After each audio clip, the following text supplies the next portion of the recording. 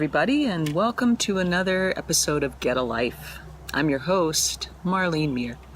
Today, yes indeed, we are outside on my deck. You know, sometimes you just need a little change of scenery and you need some inspiration, and I find nature to be very soothing, very calming, and it helps me think. So you'll enjoy the birds. They're very happy this morning. They're singing behind us, and these lovely trees, and what a beautiful day.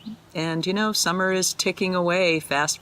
So I figure it's time to get as much of it as possible before we can't enjoy it anymore. And I'll also do an episode out here on the deck when the leaves are beautiful, so that you can see just how glorious New England is in the fall. But today we're going to talk about goals, and not in the way that most people talk about goals. And here I am, a life coach, and everybody thinks, well, you know, people come to you because they have goals and they want to, you know, achieve goals. And that's really true. However, there's some other things that the majority of people, myself included, spend way too much time in trying to achieve our goals. And we'll talk about that in a little bit. But first of all, let's take a look at the pieces of a good goal. You know, we've all heard the term, or maybe not, maybe you haven't heard the term, a SMART goal. And is the goal specific? Have you identified it very specifically? So instead of, oh, I want to lose weight, I'd like to lose 20 pounds. So very specific. The second piece of that, the M in the word SMART, is measurable. Can you measure it? So do you have a beginning point? So I weighed 100 and whatever to start, because how are you going to know if you've made any progress if you can't measure your progress in some way? Excuse me, allergies are good this morning too. So how are you going to measure it? You need some beginning data. You need to be able to chart your progress as you go along. So is it measurable?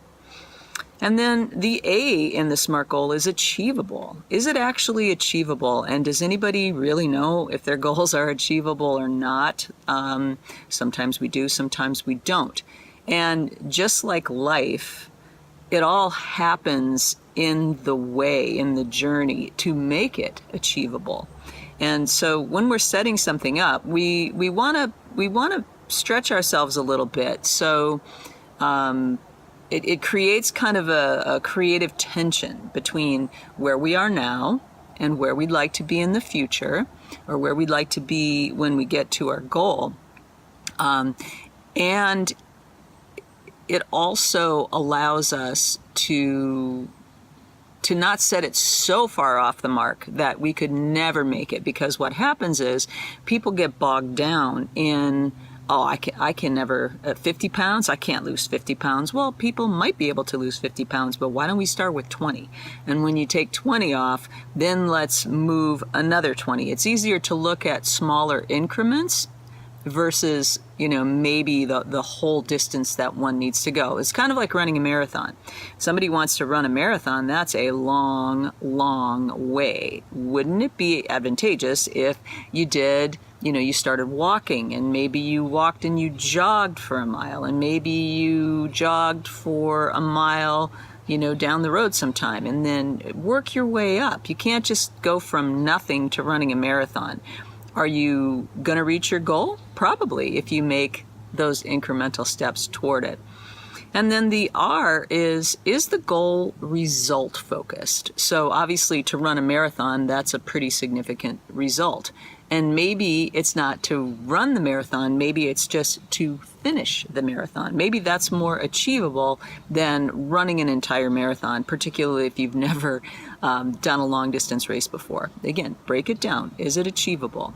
What kind of result can I go for that's not going to put me so far out of what I'm able to work toward and stay committed to, and also not hurt myself, and in order to reach that certain result? So I'd like to finish the marathon. Maybe the second year you can run the marathon. Okay. Then the T in SMART stands for time bound. So if you just said, well, you know, sometime in my life I want to run a marathon, chances are sometime in your life you probably could indeed run that marathon. But what if you said, I'd like to finish a marathon by the time I'm 40, or I would like to lose these 20 pounds within the next 6 months. I would like to have this weight off by December 1st. I would like to achieve this measurable something within this time frame. And again, that time puts a parameter around it. It takes away that whole, well, I'll get around to it someday, and I started on Monday and I quit on Tuesday. I started again on Saturday, and then I said, I quit by Sunday. So you want to package your goals, again, so that they're specific, they're measurable, they're achievable, you're focusing on a result. And the other thing with results is a lot of people spend a lot of time being really busy or doing a lot of stuff, right? You're focused on your actions instead of your results. So you can be doing a whole lot of busyness that doesn't necessarily get you any closer to that goal. Focusing on the result is more likely to keep you in a disciplined, committed way to achieve that goal. And then, of course, it's all bound in a time. There's a time stamp on it.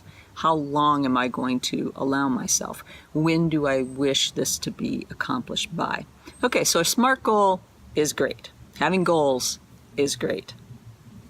However, what happens inevitably is that we run into things. We talk about obstacles all the time on the show, and for great reason.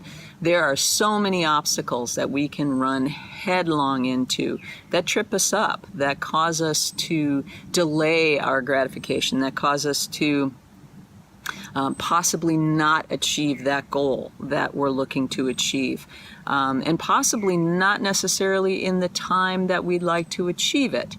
And we've all done this. So what happens when you're cruising along, you've got your goal, you've got your action steps, you've got your energy, you're so motivated, you're so disciplined, everything is looking really good.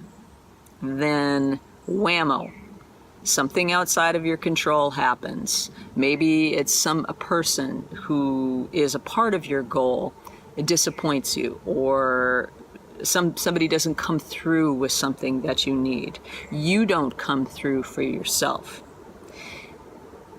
It's not happening in the time frame that you wish it to. Does it mean that the goal is not a good goal? Does it mean it's not worthy of your time and attention? No. What I really would like to focus on today is, what do you do in that, and that's the pink elephant in the room around goal setting. What do you do with yourself when you have the motivation, you have the goal, you have the actions, you have the way, and yet you're not there yet? The number one thing I'd like to suggest is self-care. And first of all, to recognize that, you know what? Things happen, and goals do get stopped sometimes, and progress gets stopped sometimes. And what do you do in that time when you're trying to figure out what to do next? Well, the first thing is to recognize that I'm going to honor my feelings. I feel a little funky. I feel a little beat up. I feel a little worried. I'm kind of wondering if I can really achieve this goal. I think it's really important to be aware of all of the emotions that come up, because again, if we're conscious of them, we can give them space and allow them to have their own energy. If we try to stamp them down, push them away, or God forbid, ignore them, they're going to keep poking at us until they get our attention, and it'll start out as a little whisper, and then they're going to maybe poke you in the eye, and then wacko. Here comes the 2x4 across the knees until you're flat on your back or face down in the gravel going, what the heck just happened? So, honor the feelings, be aware of what's coming up for you, and really then take some time. Maybe it's a recalibration thing. Maybe you have to step back a little bit and reevaluate. Okay, what are the actions that I'm doing? Is it getting me closer to that goal, Or is it moving me farther away? If it's moving me farther away, for all practical purposes, get rid of it, and choose something that's moving you closer to that goal. The other thing is the whole recalibration thing. Maybe it's time to just pause for just a little bit, not bail on yourself, not say, ugh, I'll never do it. What, are you kidding me? That was a crazy idea. You can't pull this off. Maybe you can. Maybe just not right now. So maybe it's time to do something else. Maybe it's time to go on a retreat. Maybe it's time to take a break. Maybe it's time to focus your time, your energy, and your attention on something else. Maybe it's time to really go back to the drawing board, essentially, and start all over. Re-identify. Is the goal, is the end product really what I'm seeking, or is it something else? And that's the journey part of goals that really are the transformational pieces of life that the planners and the coaches and the executive leaders in the world don't want to pay attention to, and yet it's critical that we do, because it's in those moments that will actually make or break us staying the course, so to speak. Not bailing on ourselves, not deciding that there is no way in heck we're ever going to achieve this. So, maybe it's a pause. Maybe it's a refocus. Maybe it's a recalibration. Maybe it's going back to the drawing board, recharting the whole thing. Maybe it's just there needs to be a different process. There needs to be a different focus. There needs to be a different leverage of time, of talent, of energy to realign with what that goal actually is about. And maybe it's, again, not what you thought it was. So maybe it's the goal itself that needs tweaking.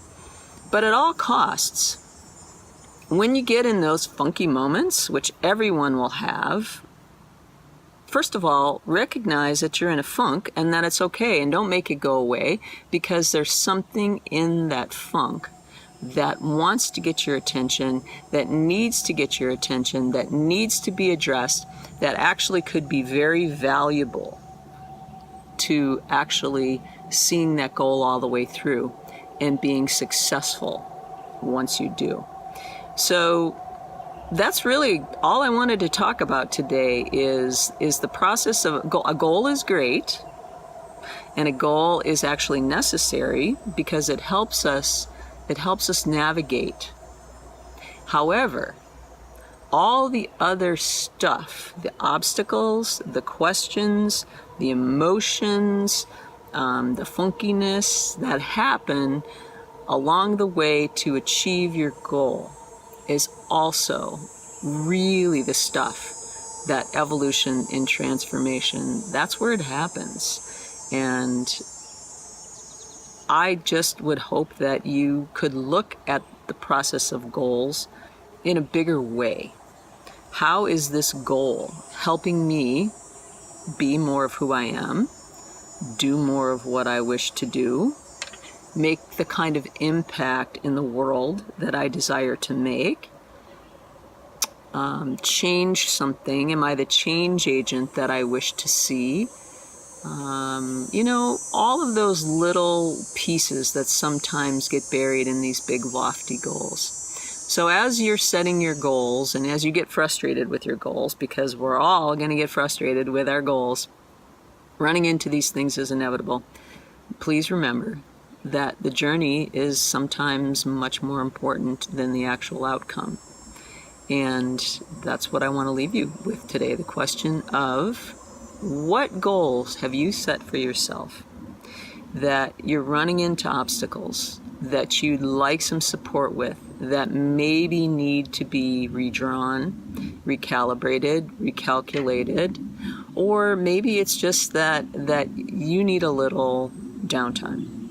If there's anything that you've heard here today that you would like some additional support with, please reach out. The contact information will follow. And as I always say, my wish for all of you is that every sunrise bring more promise, and every sunset bring more peace. Thank you for joining me. Until next time.